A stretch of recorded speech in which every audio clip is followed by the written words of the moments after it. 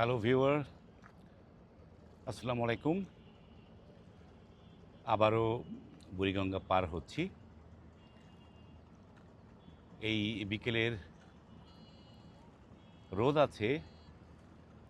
ঘণ্টাখানিক আগে বৃষ্টি হয়েছিল, কিন্তু তারপরেও এখন কিন্তু রোদের তীব্রতা বাড়ছে।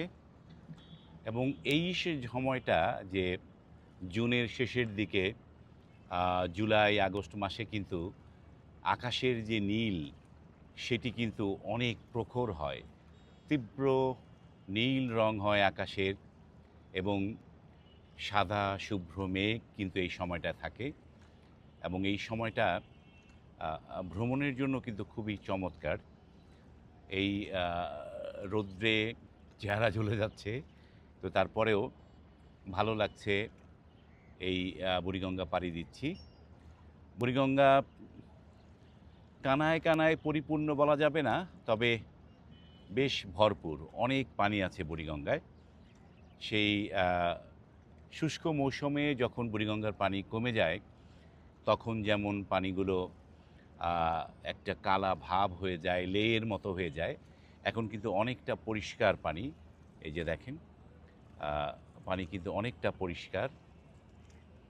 চমৎকার এই যে জায়গাটায়, এই সময়টায় বুড়িগঙ্গাটা ভ্রমণ করা যায়। বুড়িগঙ্গা নদীর যে হালটা হয়েছে সেটি হচ্ছে ঢাকার এই গাবতলী থেকে শুরু করে ফতুল্লা, এইখানকার যত আবাসিক এবং যে শিল্প প্রতিষ্ঠানের সব বর্জ্য কিন্তু এসে এই বুড়িগঙ্গায় ফেলা হয়। এবং এই কেরানীগঞ্জের বর্জ্য তো আছেই। এই যে এখানে দেখলে বুঝতে পারবে নদীর পাড়ে কি পরিমাণ বর্জ্য ফেলা হয়েছে, এবং এগুলো সবই কিন্তু এই নদীতে পড়ে।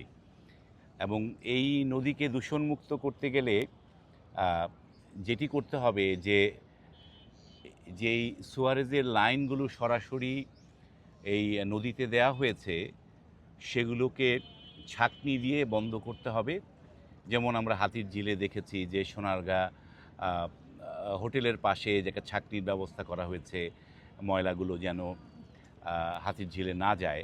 ঠিক তেমনভাবে যদি এইখানকার সুয়ারেজের লাইনগুলো করা যায়, তবেই এই বুড়িগঙ্গাকে দূষণমুক্ত করা সম্ভব।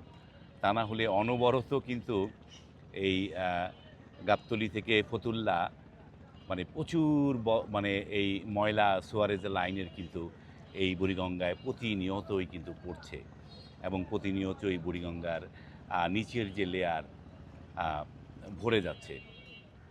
তো সেই জিনিসগুলো করা গেলে বুড়িগঙ্গাকে কিন্তু খুবই সুন্দর করা যাবে। আমি চলে আসছি ঘাটে। সকলকে ধন্যবাদ।